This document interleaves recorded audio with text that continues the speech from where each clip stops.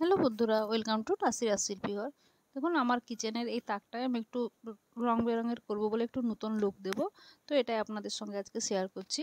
তো এখনও পর্যন্ত যারা আমার চ্যানেলটাকে সাবস্ক্রাইব করেছেন তার জন্য অনেক অনেক ধন্যবাদ। আর যারা নতুন দেখছেন তারা সাবস্ক্রাইব করে নেবেন। তো দেখুন, এটা আমি মশলাদানি, এতে আমি সব যত রকমের গুঁড়ো মশলা সেগুলো রাখি। তো এটাকে রং করব, যেটা আমরা জানালায় দরজায় রং করি, সিনথেটিক কালার যেটা, সেই কালারটা নিচ্ছি। তো এটা করার জন্য এগুলো খুব চিটচিটে হয়, তো সেই জন্য আমি একটা অন্য পাত্রে দুটো কালারই একটু একটু নিয়ে অরেঞ্জ কালার নিয়ে আসছি, লাল আর হলুদ মিশিয়ে অরেঞ্জ কালার করছি। আর এটা বারবার মুছতে থাকবো আর কাপড়ে মুছবো, কাপড় নিয়ে বসতে হবে, কারণ এগুলো খুব চিটচিটে লাগলেই সেখানে রয়ে যাবে। তো এই দুটোকে ভালো করে মিক্স করে নেব। মিক্স করে নিয়ে এটাই প্রথমে আমি একটা স্পঞ্জ, যেগুলো আমরা রান্নাঘরে বাসন ধোয়ার জন্য স্পঞ্জ ব্যবহার করি, সেটা কেটে এটাকে আমি এমনি ড্যাব ড্যাব করে করার চেষ্টা করছিলাম। তো এটাতে গ্যাপ চলে আসছিলো, বাবল চলে আসছিলো, তো এটা ভালো লাগছিল না। তো প্রথমে পুরো কালারটা এটা দিয়েই করে নিয়েছি, নিয়ে তারপর এটাকে ব্রাশ দিয়ে ভালো করে এটাকে মিশিয়ে নিয়েছি। দেখুন, পরে আমি এটাকে ব্রাশ দিয়ে করে নিয়েছি, তাতে কালারটা খুব সুন্দর হয়ে গেছে। আর ঢাকনাটাতেও সেম করব। দেখুন, পরে আমি এটাকে মিশিয়ে নিয়েছিলাম, কারণ ওইটা রয়ে গিয়েছিল বলে। তো পরে আমি নিচে একটা পেপারও পেতে নিয়েছিলাম, প্রথমে পাতা দরকার ছিল। তো দেখুন, এরকম পুরো আমি 24 ঘন্টা রেখে দিয়েছিলাম। তো এটা শুকিয়ে গেছে 24 ঘন্টায়। তারপরে এই যে এটা স্ট্রাকচার পেন্টিংয়ের, এটা ঘরে এমনি যেটা কালারের দোকান সেখানে পাওয়া যায়। তো এটাকে আমি এরকম নিয়ে এসেছিলাম, আর এটাতে আমি এরকম রেখে ফেব্রিক কালার নিয়েছি এর জন্য। এর উপরে অরেঞ্জের উপরে ব্লু ভালো লাগছে, তো ব্লু কালার দিয়ে এরকম করে এটাকে চেপে চেপে করলে যে হোল, যে হোলগুলো আছে ওতে দেখবেন এগুলো করে সুন্দর করে একটা ডিজাইন হয়ে যাবে। তো দেখুন, এরকমভাবে এটাকে চেপে চেপে করতে হবে, চেপে না করলে এটা চারদিকে ছড়িয়ে যাবে কালারটা। আর ঢাকনার উপরেও এরই একটা ডিজাইন দিয়ে, ছোট যেটা আছে সেটাকে এরকম চারদিক থেকে চার দিয়ে করে একটা অন্য কালার দিয়ে এটা আমি ডিজাইন মতো করছি। দেখুন, এই দিকে দিয়েছি, এরকমই উল্টো দিকে বসিয়ে করছি। এরকম যদি কারোর না থাকে, আপনার কাছে যেরকম থাকবেন আপনি সেরকম দিয়ে করতে পারেন। এবারে চারিদিকে করে দিয়ে আমি এই মাঝখানটা একটু একটু নিজের মতো করে ডিজাইন করে দিচ্ছি, যেখানটা ফাঁকা লাগছে। তো এরকমভাবে ডিজাইন করে দিচ্ছি, করে নিয়ে এর উপরে কিন্তু বার্নিশ করব।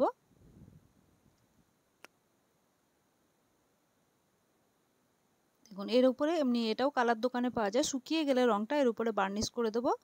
বার্নিশ করলে কি এটা ধুলেও আর উঠবে না। আর এরকম আমি বার্নিশ যখন করি, এরকম আমি একটা ওই তারপিন তেল, এটা ওই ব্রাশগুলো পরিষ্কার করার জন্য রাখতে হয়, না হলে এগুলো ব্রাশগুলো নষ্ট হয়ে যাবে। দেখুন, আমার পুরো শুকিয়ে গেছে বার্নিশ করার পরেও। তো কেমন লাগছে দেখুন। তো আপনাদেরকে আমি মশলা ঢেলেও দেখাচ্ছি, এতে আমি শুধু গুঁড়ো মশলাই রাখি, অন্য কোনো মশলা রাখি না। তো এত সুন্দর লাগছে দেখতে। দেখুন, সব মশলা রেখেছি। আর এইটা আমি রান্নাঘরে আমার মানে লুকটা চেঞ্জ হয়ে গেছে। এটা একটা কাপ, স্টিলের কাপ, এটা অনেক পুরানো, সব পুরানো জিনিসকে আমি নতুন করে আবার করছি। তো প্রথমে এটাই লাল কালার করে নেব। দেখুন, এই সেম কালার সিনথেটিক কালারে নিয়েছি, কারণ কিচেনে থাকবে।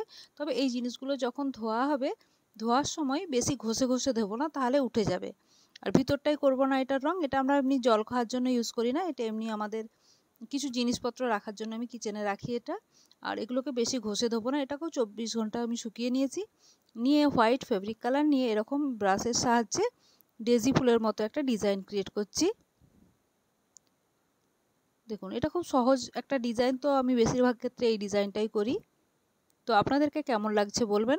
যারা এখনও পর্যন্ত ভিডিওটা দেখছেন তাদের নিশ্চয়ই খুব ভালো লাগছে, তাই দেখছেন। তো দেখলে সাবস্ক্রাইব না করে থাকলে একটা সাবস্ক্রাইব করে নেবেন। তো আমার যেখানে যেখানে ফাঁকা মনে হচ্ছে সেখানে সেখানে আমি এটা করে নিচ্ছি। আর এর উপরেও আমি সব কিছুর উপরেই বার্নিশ করে নেব, করলে দেখতে জিনিসটা বেশি সুন্দর হবে। যেখানে যেখানে ফাঁকা লাগছে আমি করে নিচ্ছি। দেখুন, আর লাল আর সাদা তো সবসময়ই খুব এতে চলে। আর এই যে মাঝখানটা, এটা হলুদ কালার দিয়ে এরকম করে করে নিচ্ছি।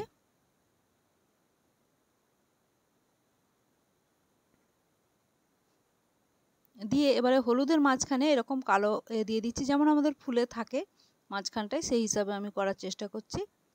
তো দেখুন, এর উপরে আপনি এমনি ছুরি চামচ এমনি কিছু প্যাকেট ম্যাকেট থাকলে, চায়ের প্যাকেট এ প্যাকেট সবই রাখতে পারেন আপনি। তারপরে এটা একটা হামানদিস্তা, এটাও 25 বছরের পুরানো হামানদিস্তা। তো এটাতেও দেখুন জং ধরে গেছে, এটা লোহা। তো ভিতরটাতে তো কিছু করব না, কারণ ভিতরটায় তো আমরা আদা রসুন পেস্ট করব। আদা টাদা এমনি চায়ে দেওয়ার জন্য করি। তো বাইরেটাতে হলুদ কালার দিয়ে প্রথমে কালার করেছি, আর যে এটার ডান্ডিটাতেও আমি অর্ধেকটা করেছি, কারণ নিচেটা দিয়ে পেস্ট করা হবে। দিয়ে সেম আমি যেরকম ডিজাইন মনে হচ্ছে, এটা অরেঞ্জ কালার দিয়ে আমি এরকমভাবে করে নিচ্ছি।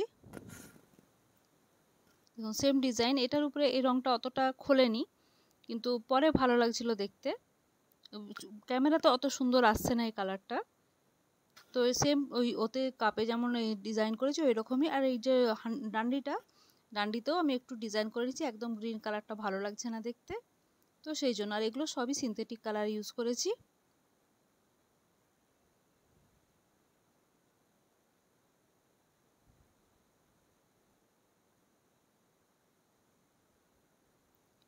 দেখুন এরকমভাবে আমি ফুলগুলো করে দিচ্ছি। আপনারা দেখেই বুঝতে পারছেন, এটা 2-3 দিন ধরে আমাকে করতে হয়েছে, কারণ শুকাতে প্রচুর টাইম লেগেছে। জিনিসগুলো ফেব্রিক কালার শুকাতে টাইম লাগে না, কিন্তু এই কালারটা করতে, এই যেটা আমরা সিনথেটিক কালার ইউজ করেছি ওটা শুকাতে খুব টাইম লাগে। আর মাঝখানে মাঝখানে যেখানে ফাঁকা বেশি মনে হচ্ছে ওখানে আমি পাতা করে দিয়েছি। পাতা করে দিতে এই জিনিসটা আরও সুন্দর লাগছে। আর আমরা যারা পেন্টিং একদমই পারি না তাদের জন্য তো এই ডিজাইনগুলো খুবই সুন্দর। আর এটারও মাঝখানে এরকম কালো দিয়ে একটু হাইলাইট করে দিয়েছি, দেখতে আরো সুন্দর লাগছে।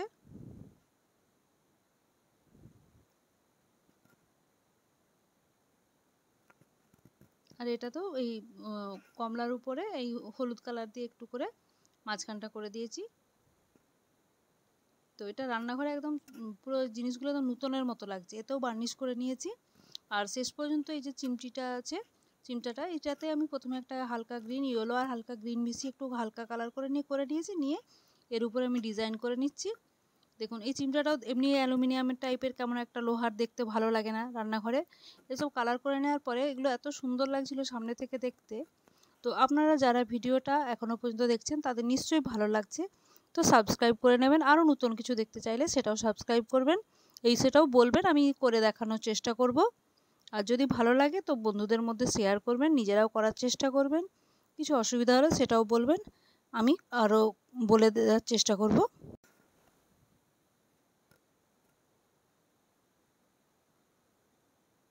এটারও চিমটাটারও দেখি সামনের দিকটা ফাঁক রেখেছি, কারণ গরম জিনিস এতে ধরা হবে, যাতে রঙটা যাতে না অন্যান্য জিনিসে খাবারের সঙ্গে না মিশে যায়, সেজন্য সামনের দিকটা এটার ফাঁকা রেখেছি।